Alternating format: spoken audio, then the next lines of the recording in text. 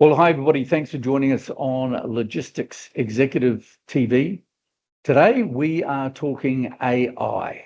And since this is such a pervasive subject, I've decided to bring in two specialists, a couple of experts that I've had the great pleasure of meeting recently.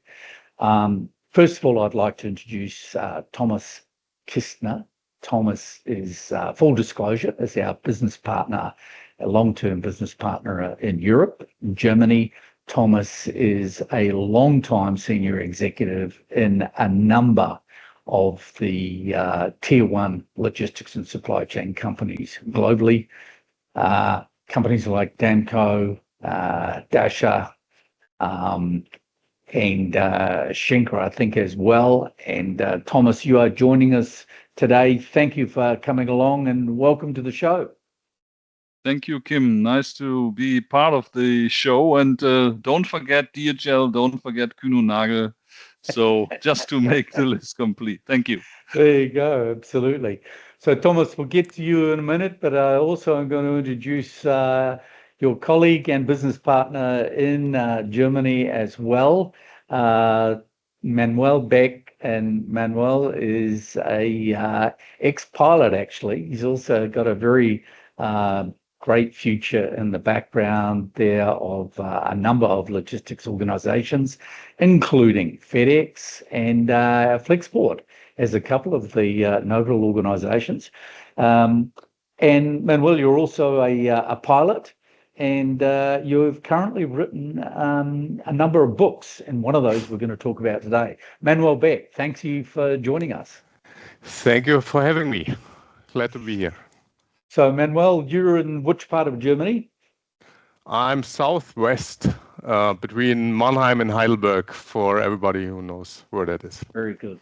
And Thomas, I know you're in Cologne, correct? Absolutely. Shukran. So, gentlemen, thank you so much for joining me. And again, I've just returned back from Germany, as a number of followers know, and I had the great pleasure of being hosted there by yourself, primarily. Thomas, thank you so much. We're at Transport Logistic in München, 77,000 people, 2,700 odd exhibitors. Yep. And you looked after me fantastically while I was there. And also had an opportunity to meet Manuel at the best steak restaurant in Munich. Thank you so much again, hospitality with Thomas, and it was good to spend the night with you, Manuel. Great. It was a pleasure, and it was a blast. Good stuff. Now, you two gentlemen, of course, Thomas, you are the founder of BRICKLOG. You have a very similar business model to us, both from executive search and from consulting side of business as well. We've been working together for a number of years. And you two gentlemen are business partners mainly around, as I understand it, the area of AI. Maybe, Thomas, you can explain to me a little bit about that business relationship. Yeah, I mean, we're started when the ChatGPT comes, and I mean, AI is way longer in the industry and in our lives than when we all think. But it becomes, of course, more than of speed. And I met Manuel at another fair. It's called Logimat, based in Stuttgart, 3 years ago, I guess. And it was, let's say, Logimat is for intralogistics. And within intralogistics, there's a lot of AI. There's a lot of data available. And at that certain moment, we found out that when we put our interests and our competences together, that would be a great fit, and so we did. Fantastic. Now, Manuel, you are also a lecturer, which I don't think I mentioned, and you are a prolific author. I remember standing outside that steak restaurant for quite some time waiting for our respective Ubers and finding out how many books you've written. I thought you'd just written one. You've written 3, and you've contributed to a series of number of others. Tell us a little bit about the latest book. It's about AI, and as I understand it, it's about leveraging AI in the sales process, because you're a business development person amongst your many other talents. Yeah, sure. I mean, the foundational idea was also on all the fairs I've been in the last couple of years, and I always saw that it's a jungle in on AI development. What they show, everything is good, everything is fine, but the main challenge is to understand what you as a business owner or as a business person have to look for in AI. And that's the main challenge for most people. And I wanted to give a guideline. I thought my expertise is in sales and marketing, so I wanted to give a guideline for all the steps of the sales cycle and show what AI is there in a practical manner already on the market. How can it help you? How much is it costing? Are the costs for you? And yeah, that was the idea. Brilliant. Thomas, what the business drivers were from you, from your customers and the staff that you've got who are interested in AI to really bring forward the salient issues and how to deal with them so that they can be useful for our folks in the audience. Yeah, thank you. Okay, coming from the process optimization point of view, we started that we have to manage and to handle a lot of data. So when digitization came up as a, let's say, as a buzzword in our industry, digitization was, or automation, all these things coming on the agenda. And we're not talking about automation that there's a must of AI to implement or to digitize everything, but I mean to handle all the data, and especially in logistics, this is very, very detailed. You have lots of sources. It comes for us as it was quite natural that when we're starting our interim management business and our process optimization projects, that we have to handle with this kind of tool, with this available to get a return on investment on data, because data is the gold, and we would like to dig about the gold without the data. So in the first let's say idea, it was a tool, but it isn't not only a tool. You need much more than that. Okay, brilliant. Love the way you guys can bring things together, the very crystal clear, common sense, layman's terms, which is what this is all about. And I know, you know, from your side of the business, which I think you're talking about the consulting side of your business with the various projects. And I was following that from 2 or 3 years ago, Thomas, from when I was up there last and we met in Amsterdam about 3 years ago, as I remember, had a great night together. And you were just seeding those ideas then. And here we are 3 years later, and you're actually getting a lot of structure around the service offering and the problems that you're trying to solve for your customers. Yeah. Yeah, that's true. I mean, when we started to and to intensify to see how can we help ourselves to analyze the data, we felt, okay, this is something we need to bring to the customers as well, because let's talk about the wording is about, maybe you remember big data, IoT, low code, no code, all these subjects which we are talking about more than 5 or 6 years ago. That's something we found.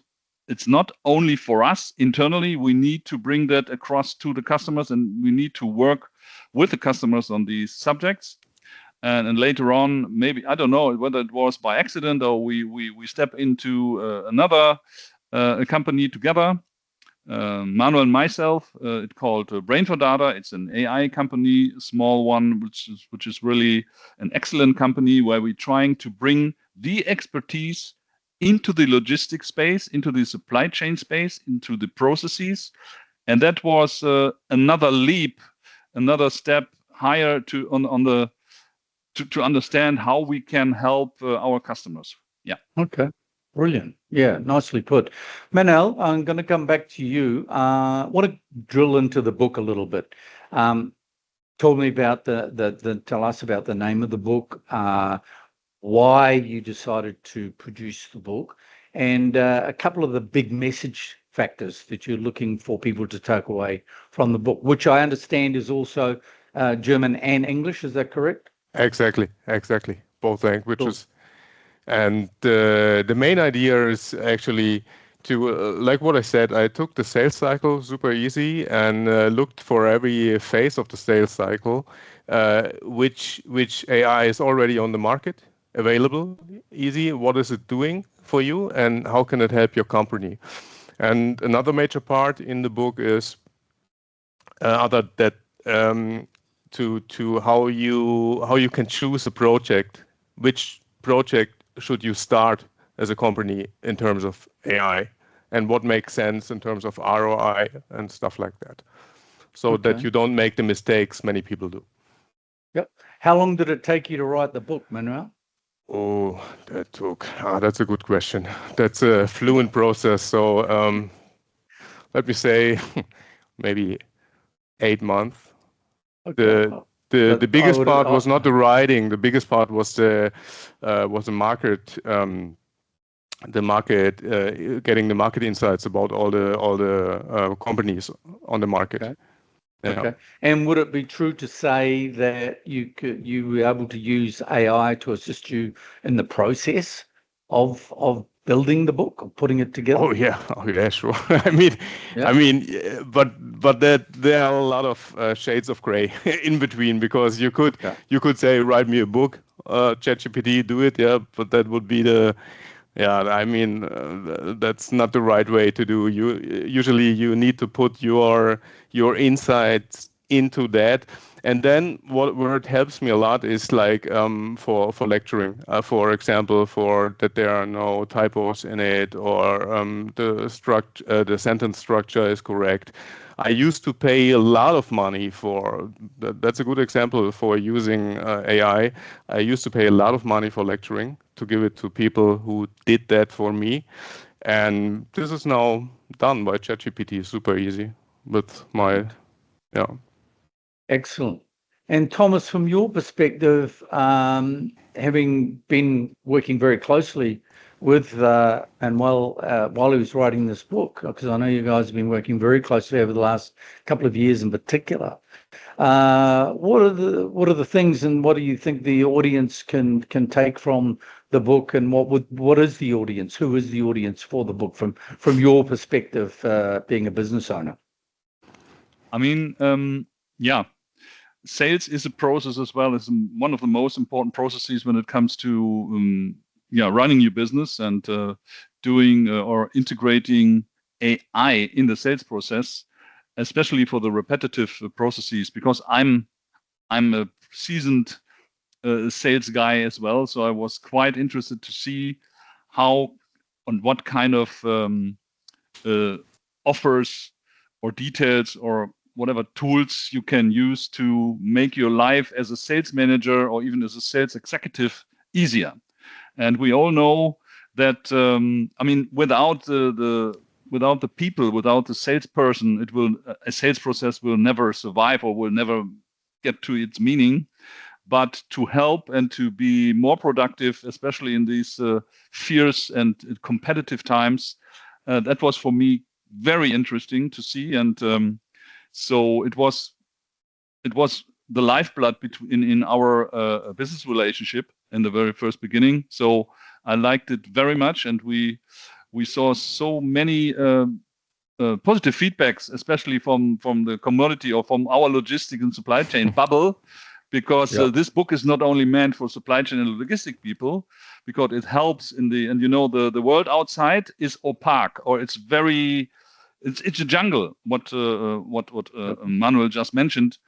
How will you get to the right information? Are you trying to ask a consultant?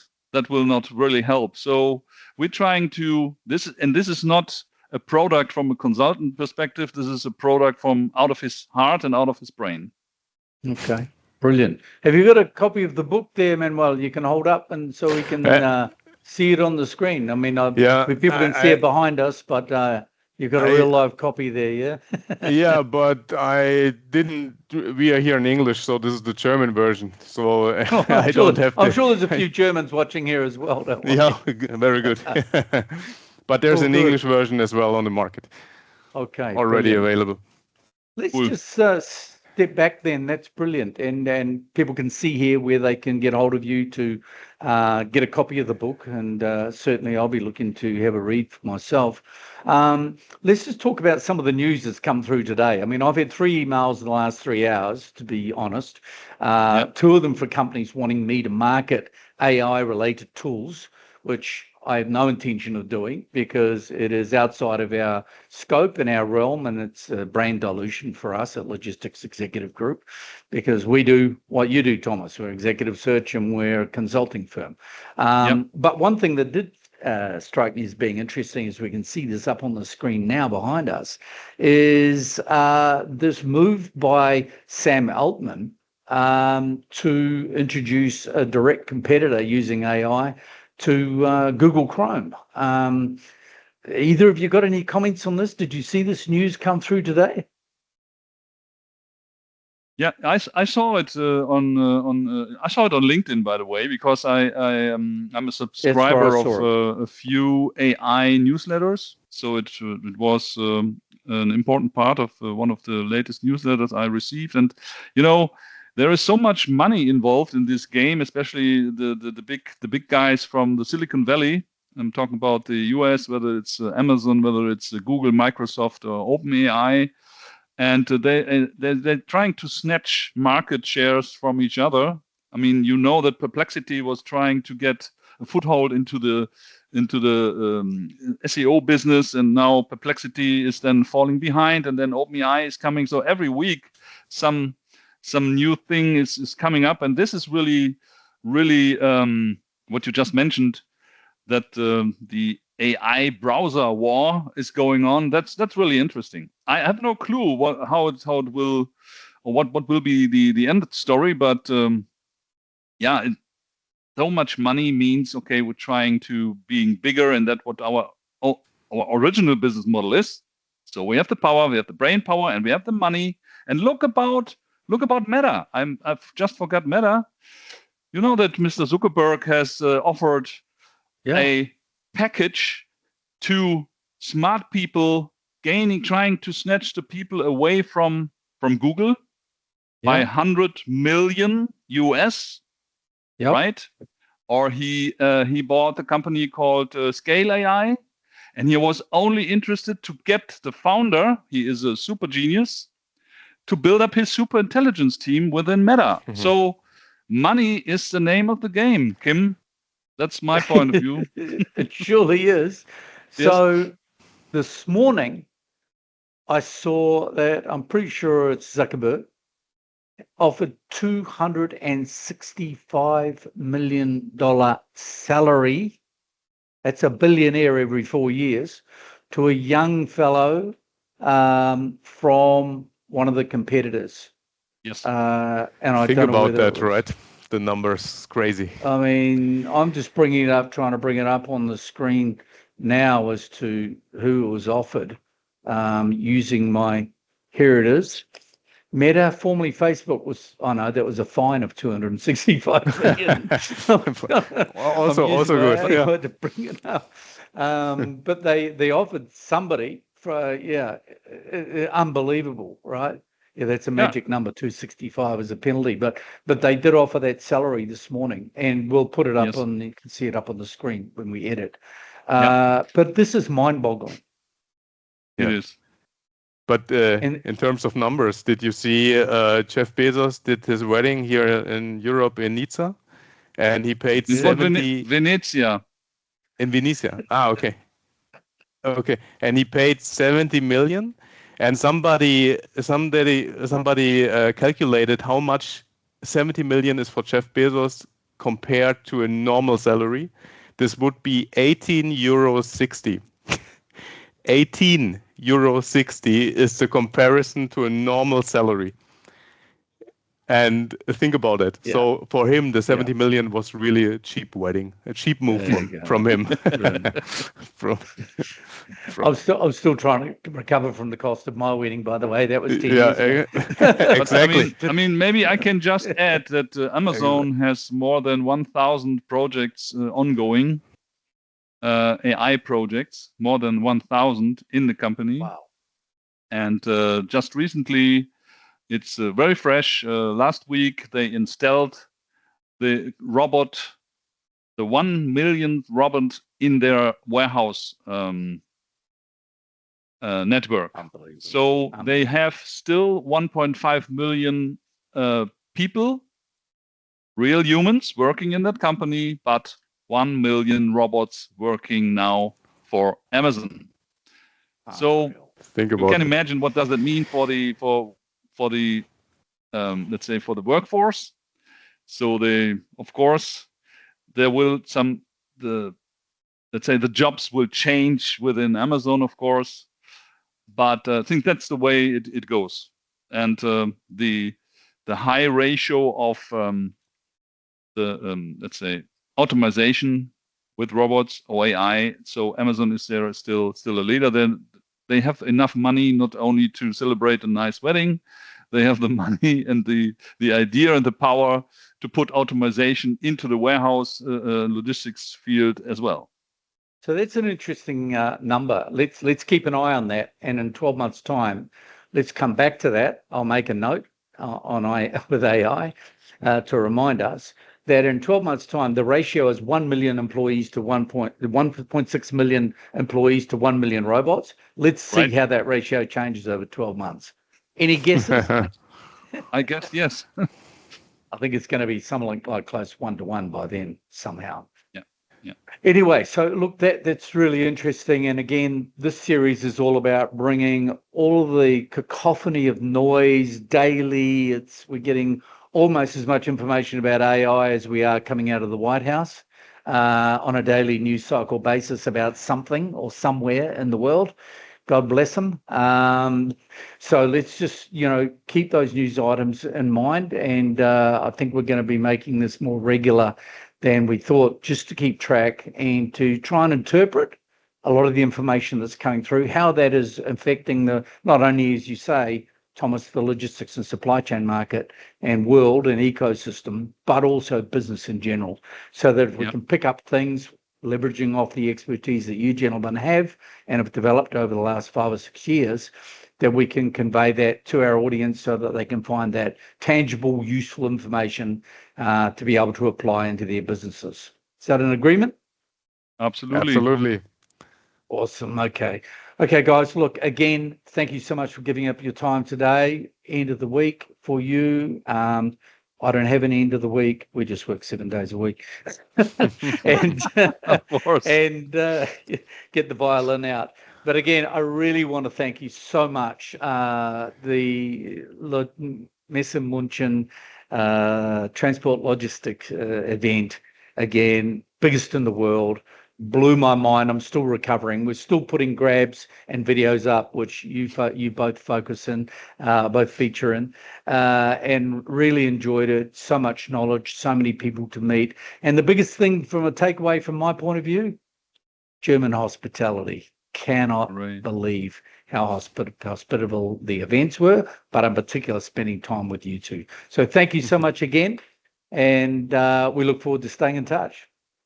Thank you, Kim. Thank you very much.